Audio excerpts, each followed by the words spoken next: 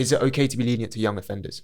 Should the law be lenient to those people who've committed heinous crimes, disgusting crimes against humanity, but they're at that age? When it comes down to it, it's a question of is it nature or is it nurture? Guy from Turkey. He looks like someone who went to the fairground with his daughter and he's trying to win her like a big cuddly bear at the shooting thingy. That's what it looked like. We are going to be pitching some films for you guys, and we'd like one of them, maybe if not all of them, to get picked up in the future.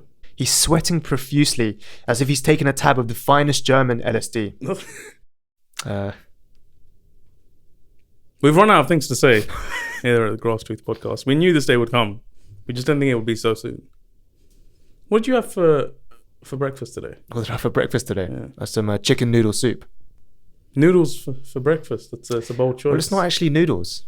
You say it's more soup than noodles. It's more soup, and the noodles are actually just they're like little circles, like little circular pasta shapes. Yeah, those ones. Yeah. I've never had those. I wouldn't recommend it. I wouldn't think to eat it. What's your favorite soup? Oh, this is a great question. Thank you. See, we've actually made something out of the intro. This is what we do. My favorite soup's a mulligatawny. What? Yeah. What? Do with that what you will. What is that? Can you explain what that is? I refuse.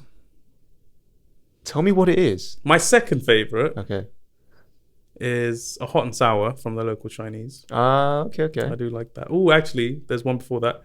Salmon soup. My sister does a great salmon soup. Yeah. Oh, wow. It's really hearty and thick, and you can eat like salmon. 2-3 bowls of it. It's brilliant. You're not a fan of a creamy mushroom? No. Chicken or mushroom? No, I'd rather chicken and sweet corn. Chicken and sweet corn. Yeah. Tell us your favorite soups, okay? I can't believe we started the episode with this. Oh my goodness. Let's get into it.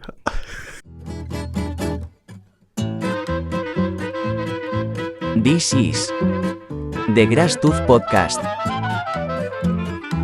I watched something fairly darkish. The show itself wasn't dark, but I think the undertones and the story behind it and what it embodied was quite dark. It brings some interesting questions to the table. Tell us about it, Yonny. It's called Juvenile Justice. Never. You've never come across Juvenile Justice? It's on Netflix. Yeah. Netflix. Yeah. It's a Korean drama.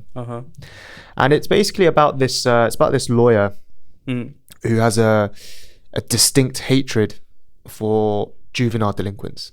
Right. For young kids who've committed crimes. Right.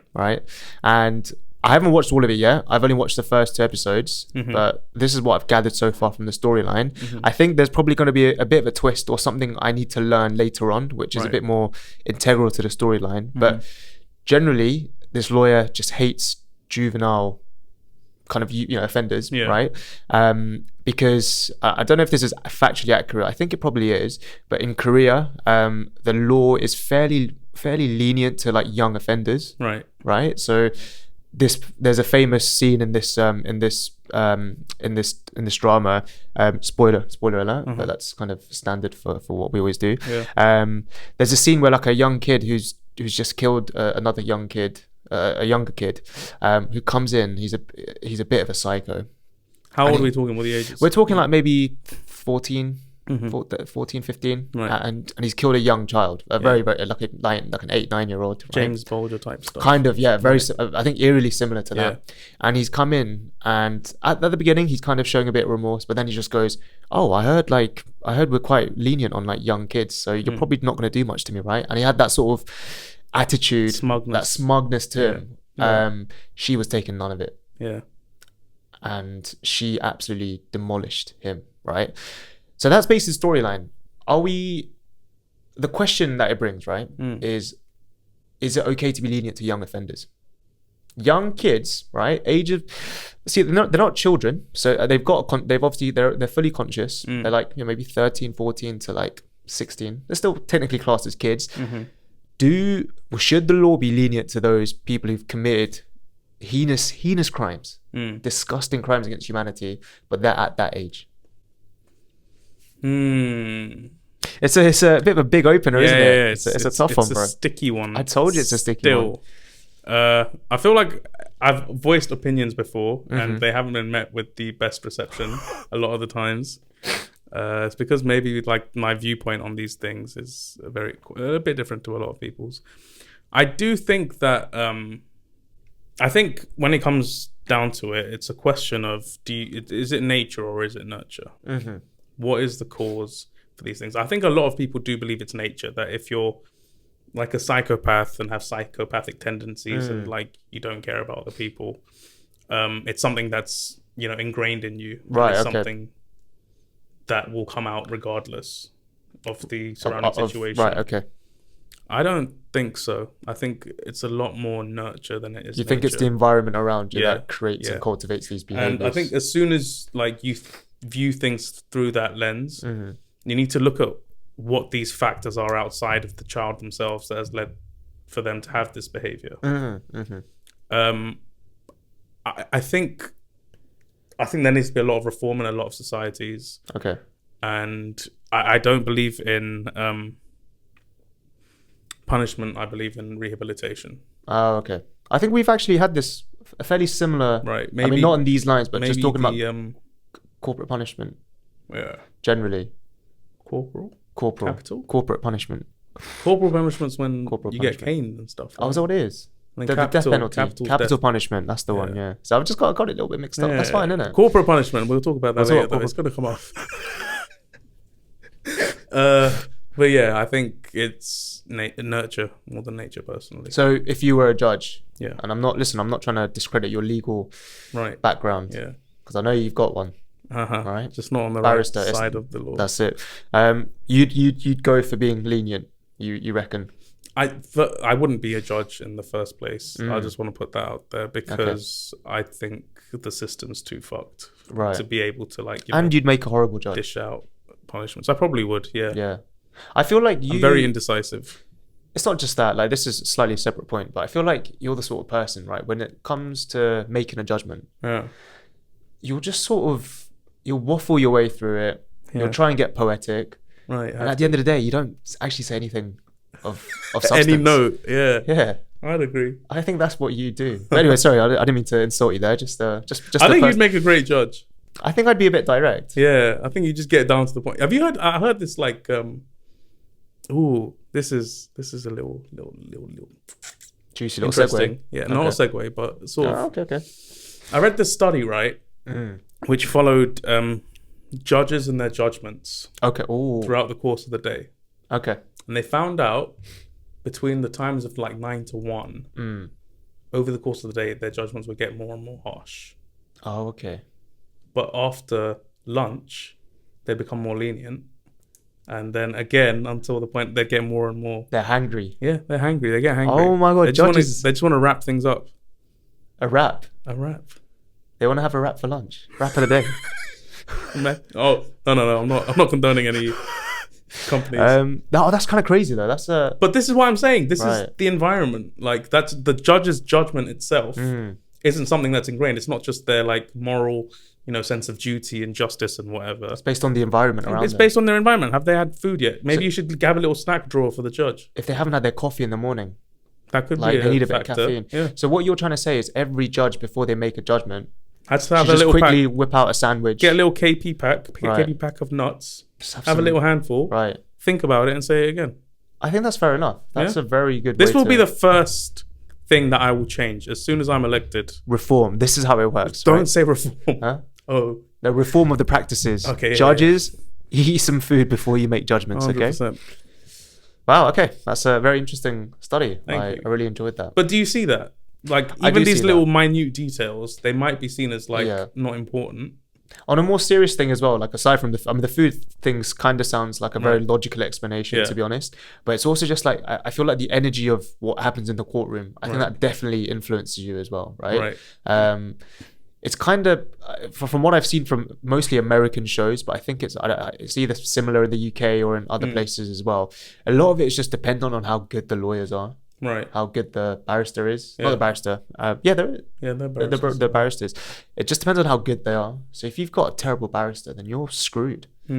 So I think that's another thing to consider. It's a bit of it's peak. You've seen 12 Angry Men?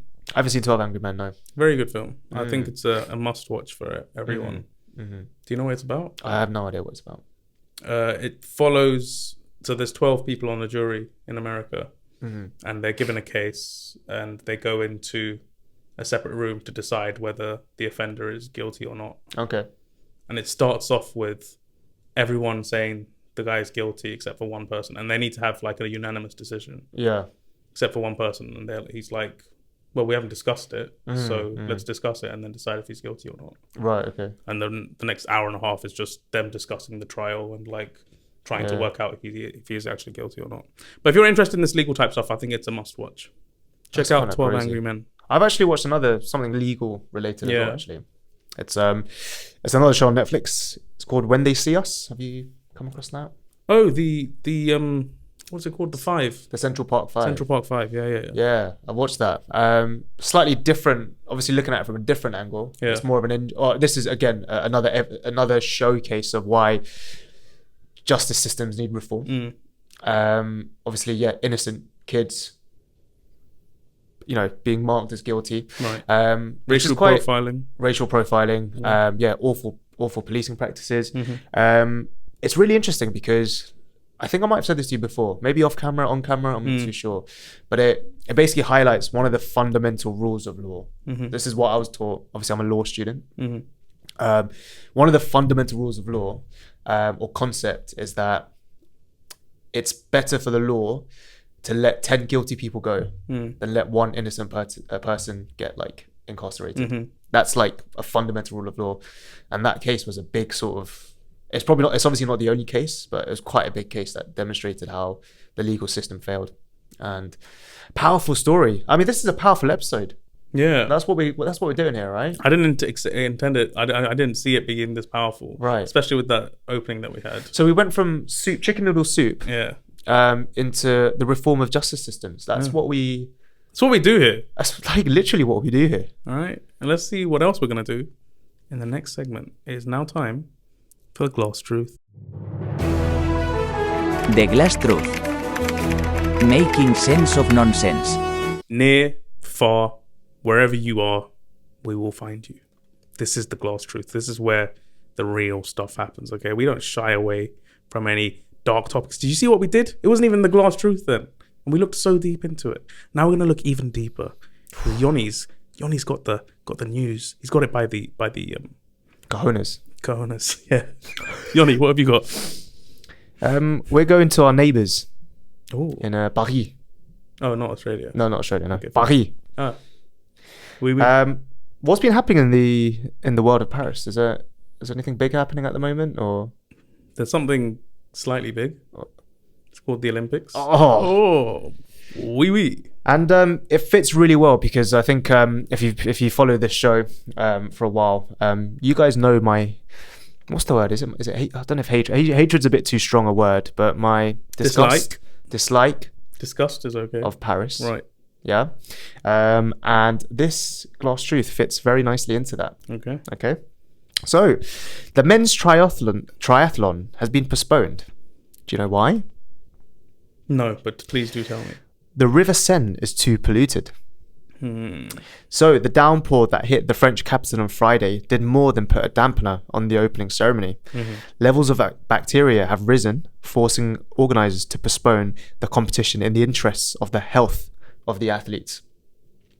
Organisers invested 1.4 billion euros. That's 1.4. Okay, in order to renovate sewer infrastructure and realise their vision of making the Seine one of the centerpieces of the Olympic Games. 1.4, bro. Gone down the drain. No pun intended. Oh, I liked that. Did you like that? I did like that. I literally thought of that right now. Believe it or not, I didn't think of that previously. I actually thought about this right now. So I'm actually so proud of myself. Can you give me a round of applause, please, for that? Thank you. So yeah, I mean, essentially anything that trashes and showcases the awfulness of Paris. You're there. I'm there. I'm all for it. Yeah. I'm very not happy, but it's on my list of things that make me laugh out loud, right? I'm literally laughing out loud. Yeah. Or as the French call it, mort de rire. Mort de rire. Mort de rire. MDR, which apparently is their way of saying, I'm dying of laughter. Death. Mutahia. Okay. Mutahia. So yeah, I mean, this isn't on my list of why I don't like Paris. It's just a nice little subtle addition to it. But yeah, I guess generally, I mean, there's not much really to talk about that. That's the facts. That's what's happened. I'd like to talk about it. Okay, talk about it. What do you think? No, it's fine. As in, the first thing I thought of when you said that, and what I was looking up just now, is if I was a triathlon athlete, I don't know if you can tell, but I'm not. I wouldn't I remember the 2012 Olympics that took place in London. Would you take a dip in the Thames? Absolutely not. No way. So I was looking up where the triathlon happened in London. Apparently it was in the Serpentine.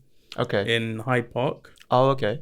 So, like, Paris, do you not have another place where these people can swim? Right. You're a lot bigger than the UK. Who is? France. No, but Paris. I'm just guessing they don't have a nice lake there. Do you know they don't have a nice lake in Paris? So you're saying they should have had alternatives? Yeah. The organisers messed up. I wouldn't want to, like trying to clean the Seine for a 1.4 billion. It felt like it just wasn't going to happen. It's an impossible task, isn't it? It's just not worth it. Yeah. And same with the Thames. I don't even know how they would start cleaning the Thames. What was that sort of story? I don't know who told me it. Was it you? It might have been you. Which one? Some guy who tried to make a device to clean the river Thames. No, I didn't do it. Okay, so I heard this story about this guy who tried to create a prototype device that would clean the river Thames, and as a demonstration, he drank the water, which apparently was purified. Right. And he got put in a coma. Wow. Yeah, that's the level. That's the level we're talking about of sewage pollution. That's disgusting. That's actually mad, isn't it? But yeah, listen, Paris. I mean, 1.4 billion. That's kind of crazy. Yeah, that's a huge waste of money. Like, for real, you could have used that to make Paris. Do you know nicer. how much the total cost was for the Olympics? Yeah, for Paris. I don't know. I can't even begin to imagine how. From what I've seen, like the most expensive ones were like around 30 billion, maybe. 30 billion. I might be an understatement, but yeah. So that's like a good cut of the budget going to. That's like a GDP of a whole country somewhere. Somewhere. Yeah, that is mental. But yeah, I mean, have you been watching the Olympics? Is it something that you're interested in, or? It's one of those things, right? I will, like, if I'm eating and I need something to watch, I might just throw it on. Right. Okay. But that hasn't happened. Okay. At all this year. Have there been any Sri Lankan athletes in the Olympics? I don't even know. You don't know. I don't even know. You just don't care. They wouldn't be Tamil even if they were. Oh, so I see. There's even more of a reason not to support right. them. Okay. Yeah, it's just not for me. It's just not your vibe. Yeah, it's not like the Euros, is it? It's just not that fun. I think the variety is nice. I guess so. Yeah, it's got some new sports in it. Yeah, you'll just throw it on, and there'll be just some random sport. You're just like, this is a sport. Okay, cool. A lot of the fits, the clothing have been looking quite nice. Mongolia got, shout out Mongolia. Mongolia, man, it's my country, bro. It's my country. Somewhere deep down, it's all of our country. Yeah, it's all of our country. Yeah. Mongolia, man. The fits are hard. Fits are super hard. I was a fan too. But yeah, it seems I'm the same. I haven't watched any of the Olympics. It's just not my vibe this year for some reason. Yeah. Maybe it's because it's in Paris. I think that might add to it. But from what I'm hearing, the noises around it is that it's not been great so far. Right. I'm hearing the opening ceremony has been completely shit. I don't know why. I think they said it was very French. Very French. Awful weather, which is just, I mean, it's not in their control, but awful weather. But they should be doing something about it. Right. They should be planning it better. Plan it, man. Plan it. Which planet are you talking about? Mercury? Plan it better. But it seems like there's a lot of heartwarming stories. I've seen some heartwarming stories. And that's what we're here about, okay? Because we talked about some dark stuff. Yeah. But there are some heartwarming stories. Warm my heart, Yonni. Yeah, there's a story of a British rower who made a note back in the day when she was a kid saying, I'm going to win the gold medal. But then she saw it and went, why am I doing this? I'm not going to win it. Threw it in the trash. Her dad picked it out. And just before he passed away, a few years ago, he gave it to her. And she won the gold medal. So that's a heartwarming story. Why are you crying? Okay, I am crying. I'm genuinely crying. However, the highlights for me, there's a few highlights. I want to start with one that is quite funny for me. I saw a picture of two, I think they're either canoeists or kayakers, or I don't know what the sport is, right? Maybe just rowers from Germany. And one of them is literally, his name is J. Christ. it's fitting that He's back, guys. he's back on water. He's wading in the water. How do you beat a person called J Christ? I wouldn't. I'd just give up. It's just like there's no point, is there? Yeah. It's just there's no point. So that's one of the Did highlights. J Christ get the gold? I don't even know. I just saw the image and started laughing. Any highlights that you've seen on the social medias that kind of interest you? I saw a Korean shooter. I was hoping you'd say that. Apparently she did very well. Like they said she broke a record, but apparently she didn't even get gold or silver or something. Oh, did she not get a... I thought she got a gold, I don't think she got a gold. She got a silver. From what I understand, she broke the record, and then like during the same bout, someone else got a higher score than her. Oh my goodness, really? Yeah. But like what people react... So there's a Korean shooter, broke the record for something. I don't even know how you break records in shooting. And what people... it's a genuine sport, please. It's a genuine sport. Okay. What people were drawn to was just her aura. Main character energy. I didn't think so. Why not? I thought she looked super cool. She did look cool, but it wasn't main character energy. It was villain energy. Oh, I got you. Do you get me? It's them glasses as well. Yeah, sort of like steampunky. Yeah. Like type of vibe. Right, yeah, I know what you right. mean. And like the blackout. Yeah. I'm not saying it's not cool. It looked cool. She looked cold when she was doing her thing. Cold. I think that's the very good word for it. Cold, but like it was definitely like villain energy. But like I liked it. Who had the hero energy then? I think we know. If you guys haven't seen this, you've been living under a rock. My guy from Turkey might not have won Silver the medal. Euros, but I told you it's their year. Okay, he's done it. He's stolen all of We've them. got respect for Turkey, man. Yeah. Turkey's What great. happened? What happened? Tell us. Huh? Tell us. So let me just give you a bit of history in case you didn't know. Mm. I mean, you probably know, but I don't know if the viewers know. For shooting as a sport, there's a few things you need. You need like protective lenses that help protect stuff, but also it gives you good vision. It's specialist equipment, as you probably expect in many Olympic sports. You need specialist equipment, right? And this is what the Korean girl had. She had lots of specialist equipment. She was running cat backwards, and she looks super cool. Aura, 100%, right? This guy, this 51-year-old Turkish brother, this Turkish uncle, just came through. And this is genuine aura, I felt. One hand in his pocket, just wearing a normal shirt. We're talking about fits, Olympic fits, nice clothing, athletics. This guy's just wearing a shirt, a normal shirt that you wear to the pub, all right? One hand in his pocket, holding a gun, no equipment. It's just himself. He basically, what it reminded me of was, he looks like someone who went to the fairground with his daughter and he's trying to win her like a big cuddly bear at the shooting thingy. That's what it looked like. What do you think of the guy? I loved it. Shout out the Turks. Yeah, that's exactly what I'm saying. It's that kind of underdog kind of thing which the main character needs. It's weird though, but when you say underdog, right? I looked at his face. Yeah. He didn't look like an underdog. He looked like he knew what he wanted to do. Right. He looked like there was, even you can laugh about his attire, you can laugh about him just being a bit different compared to other people, but you looked into his eyes, you see a stone cold killer there. Yeah. So this guy's he knows what he's about, and he's this type of person is the most dangerous. People who aren't worried, they don't conform to the social norms of what you have to do in that particular time. They just, you know what, I know what I'm about. He's about his business, and I'm just gonna win myself a gold, like a silver medal. It is what it is, you know. Aura. That's a key word today, guys. What's your aura level? Let us know. That is the glass truth.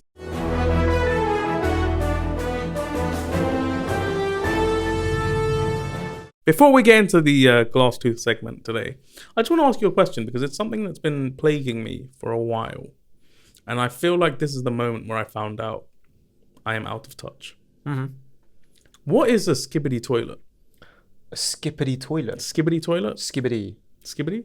Yeah. Have you heard of it? I know what skibidi is. You know what skibidi is? Yeah, I think it's a very universal word for anything good. It's just like a reactionary word. So give me an example. Use it in a sentence. That's like if I slapped you in the face. Yeah. I'd slap you in the face and I'd be like, skibidi. That's literally what it is. I'm pretty sure that I don't think there's a definition for it. I might be wrong. Okay. But I'm pretty sure it's just But so I don't know what Skibidi toilet is. No, I think there's a video attached to it, but it wasn't like it's something that came up, and I was like, I have no like want to find out what this is. I really want to find out what it is. I still don't. Really? Yeah. Does that not make you curious? No, not at all. Skibidi toilet. It's just something. It's popped up a few times. Okay. And I just don't care enough to look into it. If you had to hazard a guess at what it meant, Skibidi toilet. Skibidi toilet. What would just you like if you have to bet your life on it? Oh, bet my life on it. Yeah. What would you think it would? What do you think it means? So there's two options here. Mm-hmm. One of them is like a really good session on the toilet. Okay. Or it's a toilet that is great. Oh. Like a well-made, you feel comfortable when you sit down. That sort of situation. Maybe like a bidet. Something that shoots. Maybe. Skibidi, That's quite Skibidi. Something that shoots Skibidi water up there. I feel like it's probably the former. That's what I would have gone for as well. Just like a solid session. Yeah. Everything coming out. Yeah. That's what it feels like to me. Don't let us know. No, let us know. I want to know. I don't want to know. Send me some DMs. I don't want to know. Skibidi toilet, please. Now we're on to the GlassTooth section, which today we've decided to do something a bit different. Something off of the back of our Dragon's Den. Oh, Dragon's Tank. Dragon's Tank, yeah. Special that we did recently. We're putting on our director's hats. Yeah, we've got our director's chairs. We're sitting on them now. We are going to be pitching some films for you guys. And we'd like one of them, maybe if not all of them, to get picked up in the future. All right. So if you're a writer, director, if you're in the cinema business, listen in now because we've got some ideas. And just you can contact us if you want to get it made. We'll take the writer's fee, whatever. But here we go. This is our pitch to you. Let us know which one you like the sound of the best. We good to go? I can't wait any longer. I can. Oh, you go. So I'm going up first. I've got two ideas. I just want to say, before this begins, there's a bit of an unfair advantage here because we're talking to a person who studied film, watches films on a daily basis, almost daily. Is a film critic, right? And you tasked me. My favorite film is Puss in Boots. The Last Wish. The Last Wish. Yeah. So this is what we're contending with, or this is what I'm contending with. We had a little discussion previously before the episode, and I like the sound, like from what I've heard, like the 2-3 words that you used to describe it. I'm looking forward to it. Whereas, okay, you know what? I'll get into it. Just get into it. Okay, let's just get into it, man. I'm excited to hear your story. So, I started off wondering, what do people want to see? Right? What do people want to see? Because because you make a film for people, right? You don't make a film for yourself. That's selfish. So I've decided to go for a project that is for the people. Yeah. So we're starting off in COVID. There's lockdown. All right. Everyone's been told to stay at home. Peter Parker is also made to stay at home. Oh, the friendly neighborhood Spider-Man. This is right after No Way Home. This is set right after No Way Home. Okay. Yeah. So Peter Parker can't go to university because he has to stay at home. No way to university. He's feeling quite listless, right? He's just like, oh, I need to study at home. I need to do all my uni work. Like Zoom calls and all of that. It's just long. But he's also home where there is no longer an Aunt May. Because spoiler, Aunt May died. She did. She did. She did. But her memory still lingers. He just keeps imagining he's seeing her places. He sees her everywhere. Yeah. In the house, because that's where they usually are, right? Yeah, of course. And he feels like he's losing his mind. Oh, of course. Of course that would happen, yeah. And the Avengers, like the Skype calls, they ain't hitting. The Zoom calls ain't hitting. It's Thor's turn to do the group quiz thing. Oh. And like Thor has no idea what to do quizzes on. Yeah. He doesn't know stuff about the Earth. Yeah. He keeps doing like, he just plays with his hammer. Yeah, he's just like, guys, is it Asgard? Is that where he's from? Asgard, yeah. Asgard. Yeah. Oh, what's the #1 drink beverage in Asgard? And everyone's like, we don't know. No one cares. No one cares. Right? We can really milk that section. That's the one I'm hoping. That's the moment. That's like comedy. That's comedy gold. Yeah, that's comedy genius right there. Because Marvel, they all love their comedy. Right? Exactly. They're like, Thor doesn't know. Yeah, I like that. So a character, I don't know if you're aware, you know the Marvel character Black Cat? Sorry, what was that? Black Cat? Black Cat. I don't actually, I've never come across I think Black it's Cat. like Marvel's version of Catwoman. Oh, okay. Right, Black Cat. She's known in the Spider-Man kind of world. Okay. Her job is a thief. She's a thief, right? And she can't carry on thieving because everyone's at home. Like, she can't burgle houses anymore. Of course, yeah. So she's like, I don't have any money. And she knocks on Peter Parker's door and she's like, is it cool if I stay with you for a while? Okay. And like, this is a world where Mary Jane and Ned, they've all forgotten who Peter Parker is, right? Oh, okay. Yeah. Are you following? I feel like you haven't because of the blip, right? Yeah, the blip. Guys, yeah. come on. We're on man. the same Of course page, aren't we?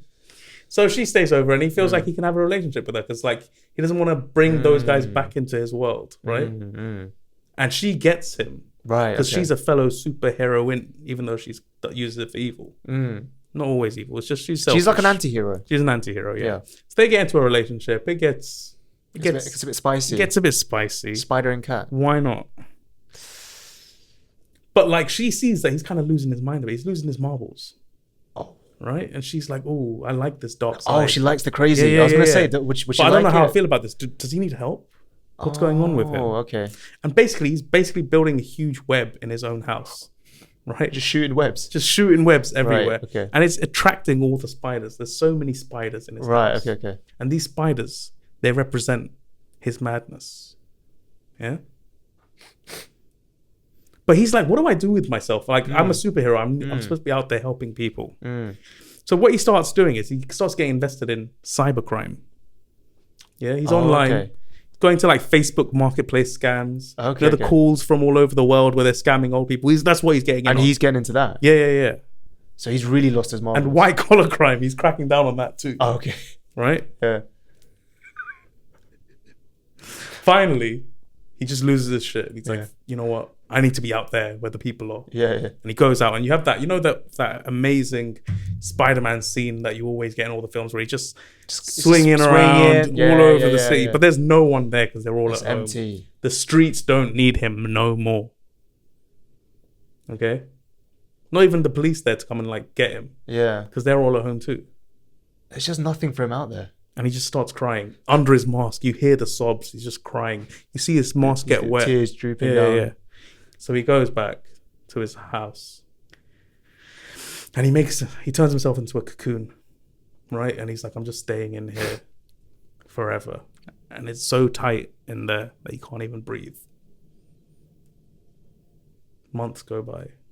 The lockdown is lifted. And as soon as people are out, they realize there's a funky smell coming from the Parker residence. They go in there, tear the cocoon open, and Peter Parker's skeleton falls out. Yeah? And there's no belongings in the house because Black Cat stolen everything. My next question was, where is she? No, she's taken all the stuff. She's just taking everything. Yeah. She found out he's dead. She's like, might as well take everything. I mean, that took a really depressing... Spider-Man, work from home.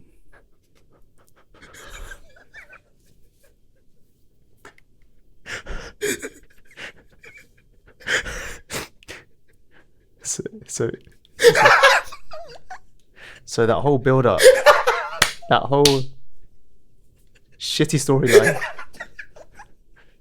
and that's the punchline. Oh gosh! I mean, I had a good time. What do you hope to achieve with that? I hope to look into Spider-Man as well because it's a coming of age story, right? It's a person who is no longer a teenager; they're going to uni now, yeah. And it's like someone like wrestling with his demons and deciding if he doesn't feel needed by the world. That's kind of crazy. Thank you. I really like that story. Actually, it's a really deep insight into what people go through every single day. So the director and the music for this film, because I feel like most of it is set in the house. I just assumed the other people. Is it just the same Tom Holland? We got Tom Holland. Tom Holland. Okay. We'll go into that later, I'm guessing. I'll do that. Okay. Black Cat. I think Sydney Sweeney would be a great Black Cat. Black Cat. Okay. She was in Madam Web, but I didn't watch that. I don't know what her role was. Oh yeah. And from what I can see, I don't think Black Cat has been casted yet. Right. Okay. You think she could be the next Black Cat? Black Cat. Okay. Directed and music by Bo Burnham, the comedian. Yeah, I don't know if you saw his Inside special. That So during lockdown, he made an entire comedy special. Oh, I see. From within his house, and it was very like it was praised for how like inventive it was. Oh, really? Yeah. I haven't seen that. I think he could work wonders with the script. Wow. Okay. Yeah. Is Burnham. Is that what he does? Hit us up. Let us know. What do you mean? Is he a film director or is he just more? I think he directed a film called 8th Grade. I don't know if he's got anything else coming out, but yeah, he's directed films before. Oh damn, bro, Burnham! This could be your next. He could be his next opportunity. Yeah, for sure. Hit us up, Burnham. And you support him in the background with the writing. Yeah. I'll give him some notes. Why not? Okay. Let us know if you liked that. Yonny, what's your idea? All right, I really like that. Thank you. I was actually, to be honest, you saved it at the end. With the name. With the name, bro. I got. Let me just walk you through the process, right? I was like, okay, let's make something fun. Yeah. Spider-Man. Like Spider-Man. Everyone loves Spider-Man. Classic story. Let me think of a title, and like because all of them have home in it. Yeah. At first, I thought of I can't remember what the first one was. Yeah. Then I thought of Work From Home, and I was like, I like that. Yeah, you can work with something. What is Spider-Man gonna do? It's the only way I saw that story going. Fair enough. It's dark. It is. It's a great story. Lockdown was a dark time for everyone. It was a dark time. Yeah. This film. How do I describe this film? I describe it as against the meta. Ooh, wait. Oh, you mean like Zuckerberg's meta? Yeah, I think so. Okay, I think it's fine. just no, just against like normality. What you consider as the meta of film, the social norms of film. What you consider to be the normal storyline of a film. Oh, It's against it. it goes against it, bro. We got Goddard over here. I think it goes against it. I don't know, but I'll share my story. Yeah, go on.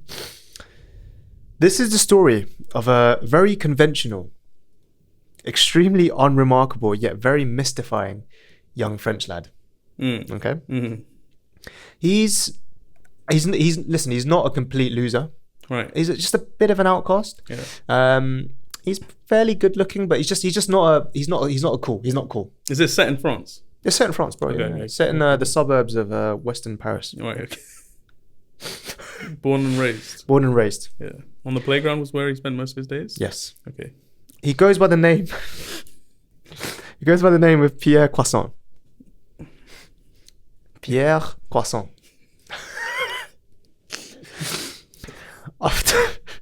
After months of failing to get the attention of Margaret Chopin, a studious yet very popular girl at school, because she's a beautiful, she's a very attractive young lady. Yeah. They managed to lock eyes one day, and she subsequently hands him a baguette and some French cheese, most likely Roquefort. To his bewilderment, and she walks off into the distance with a sense of twisted insincerity. Ooh. That's the description I came up with. Twisted insincerity. Right. Make of that as you will. Okay. As a way of saying thank you, Pierre brings in a pack of 8 croissants, freshly made from his dad's bakery, to give to Margaret the next day. Right. All to hear that she hasn't come in. She's not someone who misses school, by the way. So this is ringing some bells, some red flags here. But regardless, he continues with his day. Okay. However, this is where shit hits the fan. Or more appropriately, la merde frappe la ventilateur. The ventilate. The frappe ventilate. This translates to when shit hits the fan in French. Say that again. La merde frappe Frappe. le ventilateur. Ventilate. What is that, your Starbucks order, bro? This is where shit hits the fan, okay? Sporadically, he experiences deep anguish and gut-wrenching worry. He's sweating profusely as if he's taken a tab of the finest German LSD. Every time he looks through the classroom door, he sees an ominous baguette-shaped veil, a shadow looming, a featureless monstrosity that comes closer and closer, breathing heavily, smelling like an out-of-date mature French cheese from the south of France. He closes his eyes momentarily, out of pure fear. He's so scared right now. All right.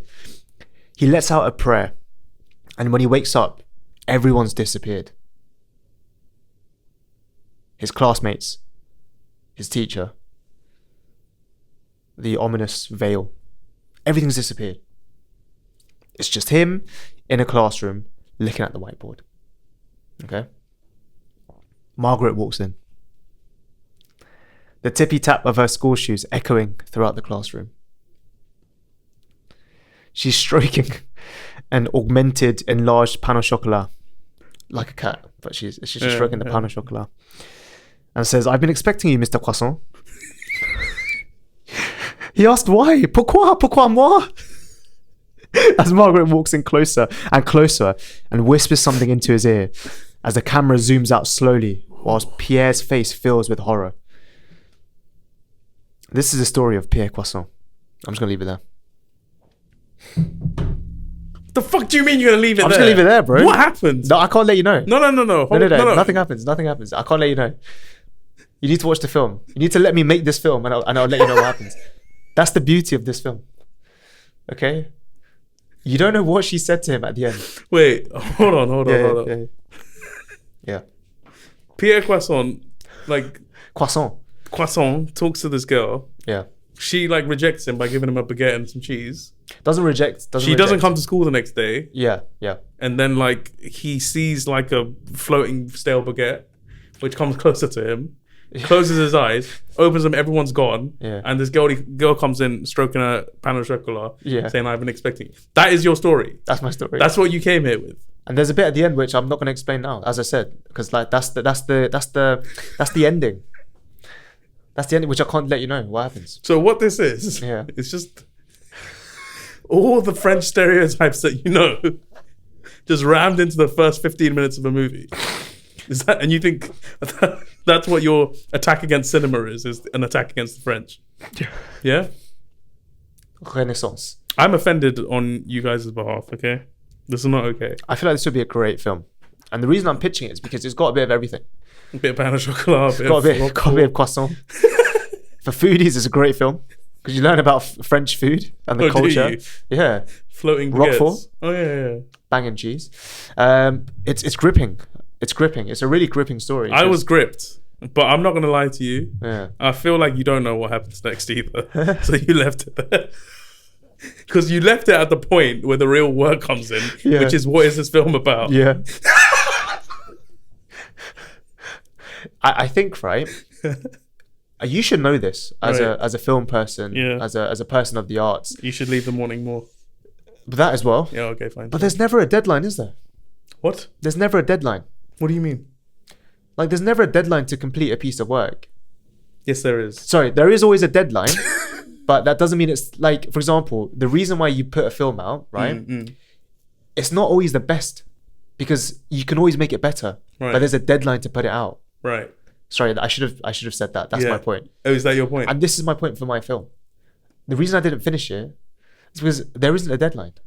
I need to continue working on it. Right? But when it comes out, when it comes to the time where you accept this film, whoever it is, Warner Brothers, just give us something to go with. Okay, I just want to ask you like one question. It'd be nice if we got a straightforward answer for it. Sure. What genre is your film? It's a mix of kind of avant-garde, horror, bit of a thriller. It's a bit of everything. Yeah, we like that. It's a mix of different things. If we're going avant-garde, horror, thriller, I'm on board. As I said, it's set in France, right? It's got a lot of, the giant pain au chocolat. That should have tipped me off straight away. The giant, pain au chocolat, the croissants, the veil of the baguette is going to be super scary. Like it's going to be something. Now now I see it. Okay, yeah, fine. now you see it, right? I see the vision. Because all you're taking it as is just a comedy, but it's not. It's genuine fear. Okay. Like this guy, like the actor, will be amazing. So I've got a question. I've got a set list of. I've got the person who I want to direct it. Tommy Wiseau. Oh wow. Okay. Yeah. That's my director. Are you sure? I'm very sure. Okay. But the Tommy Wiseau. Wiseau. If you're watching this, if you hear about this, if you find the short, maybe hit us up because YONNY. I actually feel like that we can make that happen. Pierre Croissant. Sorry, go on. And who's the actors? You got obviously Pierre Croissant. Yeah. You got Margaret Chopin. Yeah. And you got Pierre's dad. Yeah. Okay. The baker. Who do you think I want casted in this film? Okay. I'm gonna go with Pierre's dad first. I think Jean Reno would be a great. Who? casting Jean Reno. I didn't have him in mind. I've got 2 in mind for Gérard Depardieu. Close one, but no. Who? Vincent Cassel. Or Tobey Maguire. If Vincent Cassel says no, then we'll go to Tobey Maguire. Okay. I've got a feeling. I don't know what it is. I feel like Vincent Cassel's gonna say no. I don't know Do why. you think? Why? Yeah, I just don't know. Some reason is I don't think. I think he'd play an amazing baker. 100%. Yeah. He could play an amazing anything. Yeah. But Because I only mentioned him once in the film, in the pitch. Yeah. But he's he's incredible to the storyline because he ties in what the final thing's about. Nice. When she whispers into his ear, it's something about the history of the bakery, the history of the croissants. Right. That's what it is. Yeah. Which I can't reveal right now, but maybe in the future episode. 10K subscribers and I'll reveal it. Okay, I'll reveal I want to hear it. I want to hear it. But that's who I want for the Vincent Cassel. the baker. Yeah. What do you think of the other 2? Timothy Chalamet for Pierre Croissant. Of course. Nail on the head. Timothy Chalamet Is he not perfect. a bit old now for? He can play someone young. Sure. His actual age might be I don't know how old he is, but he can play a young lad, and he speaks French. Now, was it Margaret Chopin? That is a good one. I feel like it needs to be someone who can speak French, but no one's coming to mind. The actress I had in mind can't. I don't think she speaks French, to be honest. But they're not going to speak French. They're going to speak in English with the French accent. I see. Wonderful. That's what they're doing. Who is it? Florence Pugh. I've got Florence Pugh in mind for Margaret Chopin. I think she'll deliver the weight of what I want in that character. So you want these people to play kids? Huh? You want both of these people? They're not kids. I feel like they're both like 30 now. You want them to play kids? They're not kids. They're like 17, 16, 17, that sort of age. So they're not like kids. They're like sort of sixth formish, just below sixth form. L'école de collège in France. That's the sort of character, and I think Florence Pugh is perfect for that role because she adds that way. I think she can play scary characters well. Just like I can even imagine her just tiptoeing. I see the twisted insurity when she I can imagine her stroking like a giant pan au chocolat, like chocolate oozing out. That's sort of the vision I had for this film. I mean, just forget this thing that we're doing. I'm gonna try and forget the entire. As a film person, what are your sort of honest reactions, honest thoughts? I won't lie to you. Yeah, the sound of an avant-garde horror thriller, French, which is like for some reason taking the piss out of a lot of French stuff. It kind of sounds up my alley. Yeah, I'd watch it. It sounds like David Lynchy, maybe like Blue Velvet taking the piss out of American suburbia type stuff. I'm down. I'd watch it, yeah. But I don't know about the Tommy Wiseau's director thing. Okay, fine. You'd want David Lynch potentially to. I don't think David Lynch would take on this project. Why would he not? Why would he not? I feel like he's like it's not his sort of thing. I think he's at the point in his life where he's just trying to do what he wants to do. Right, and this isn't something he'd want. I don't think. Maybe David Lynch. If you see this at some reason, if you like the sound of this film, hit us up. I'd watch it if David Lynch directed it, 100%. But not if I directed it. I don't know. As in, like, I didn't mind the story. I didn't mind I think what sold it for me was the giant pan of chocolate. It was brilliant. Yeah. It's actually brilliant. In the original script, I had it as stroking a cat. Right. But I was just like, nah, that's not French enough. No, of course. It needs to be a giant pan of chocolat. Right? That's what it needs to be. Okay. Yeah. Who's doing the music? Hans Zimmer. Yeah, okay. On to my next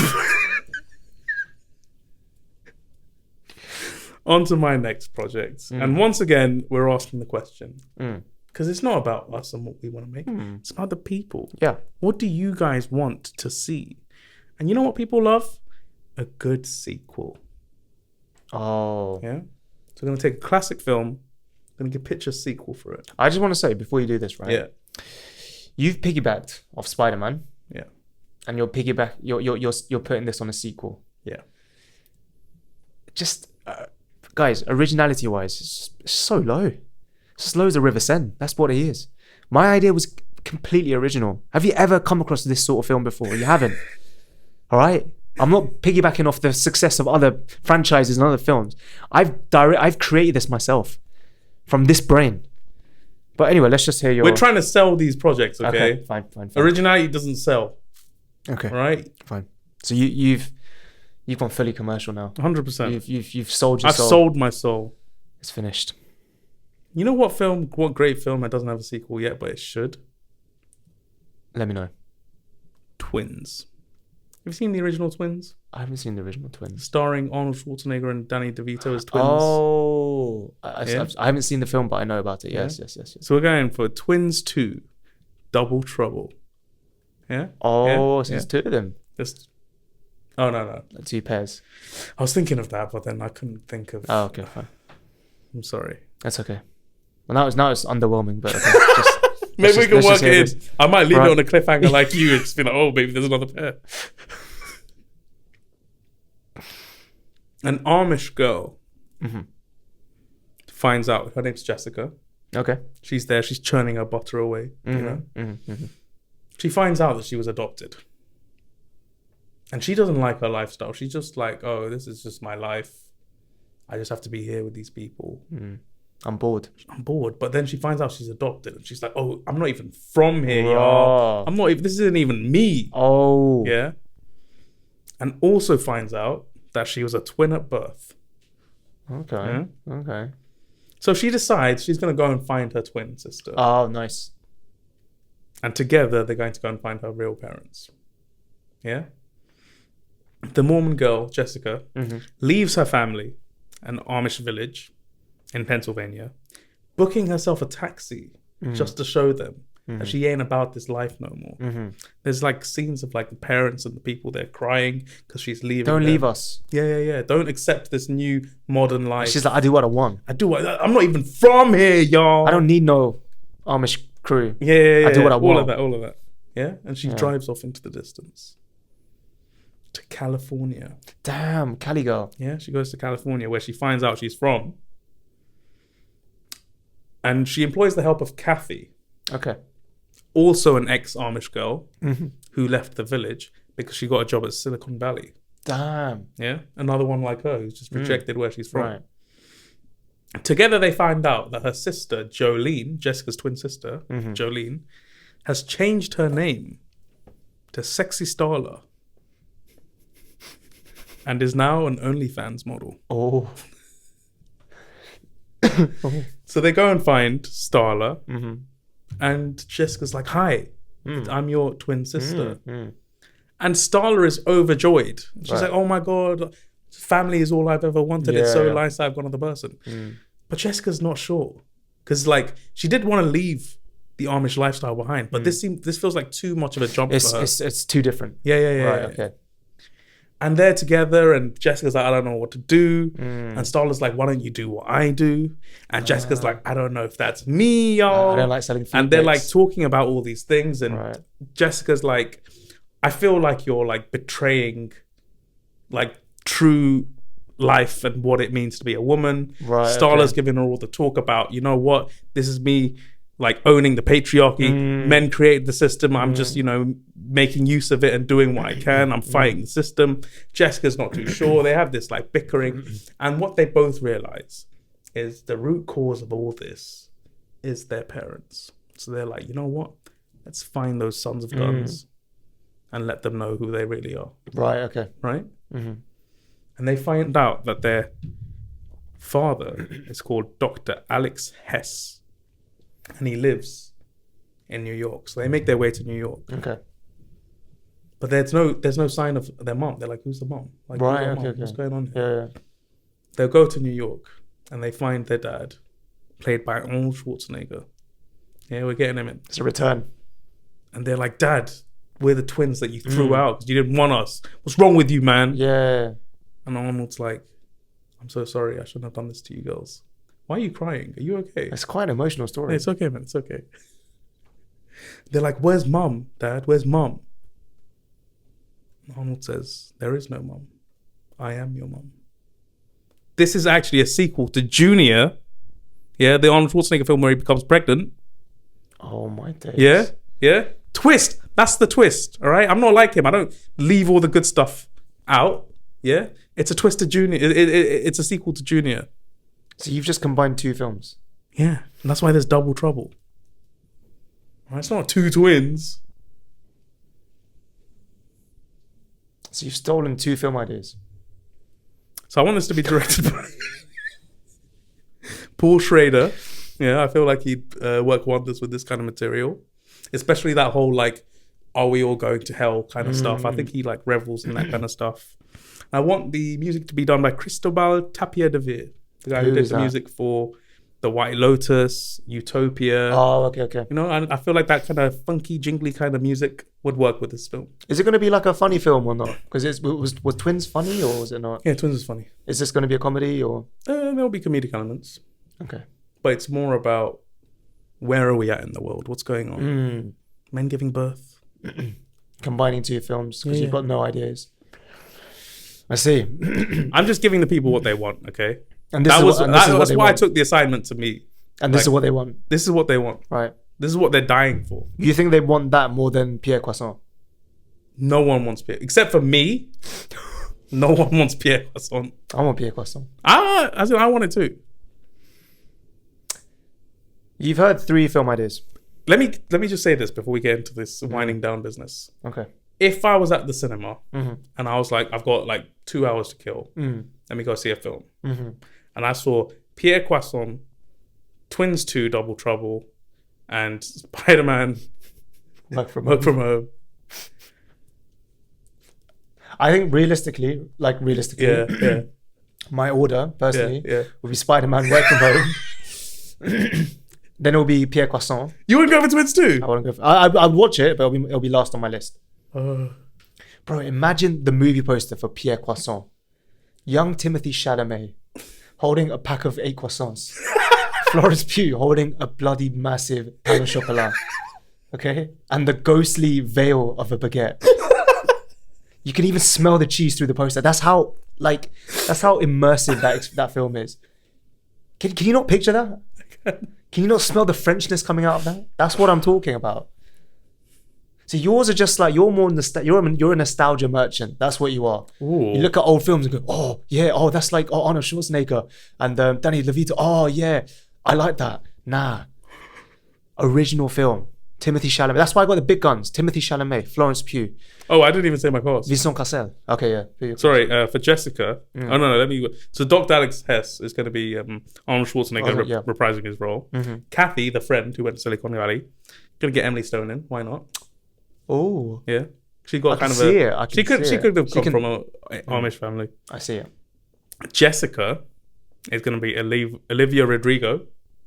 Oh, yeah, it's really interesting. Yeah, and then Jolene / Starla, Jenna Ortega. Why would it not be Olivia? Are they not meant to be twins? Yeah, but they look a bit different. Oh, okay. But they're just 2. They look kind of similar. Wow. As in, like, Danny DeVito and Schwarzenegger do not look the same. That's true. No, but then there was such a contrast between Danny DeVito. Yeah, I know. So would you not want that? No. You want actual people that can be potentially considered as twins. I was, listen, this film's woke as fuck, okay? We've gone for 2 female leads. That's so woke. That's like next level woke. Like, I'm so awake right now just from hearing that. But I couldn't think of 2 people that look very dissimilar. I got you. You get me? So I just thought, let's just go for 2 people who look similar. It is like super woke, yeah. Yeah. It's super woke. It crashes down on wokeness, the patriarchy. Nostalgia, Arnold Schwarzenegger. My film's got everything. I mean, it's all about Arnold Schwarzenegger for me. Yeah. Wind down. You can do your winding down now. You've heard 3 film pitches there. Yeah. If you're a film director, if you're in the film industry and you're trying to get something commissioned and made, yeah, listen to what we have to say. We've got ideas. We've got a film person here. There's more where this came from. And there's more. Okay? We're going to bring some more in upcoming episodes. But let us know which film idea you think is the best. I think we could actually potentially submit one. Do you think we could do that? Do you know any good sort of French film companies or? Yeah, Pathé. Why not? Pathé. Yeah. Pathé. We'll be hitting you up soon, Pathé. I've also got another idea. It's called Crack and Cheese. Do you want to hear about it? Sure, let's hear about it. Are you sure? Let's hear about it. So basically, it opens up.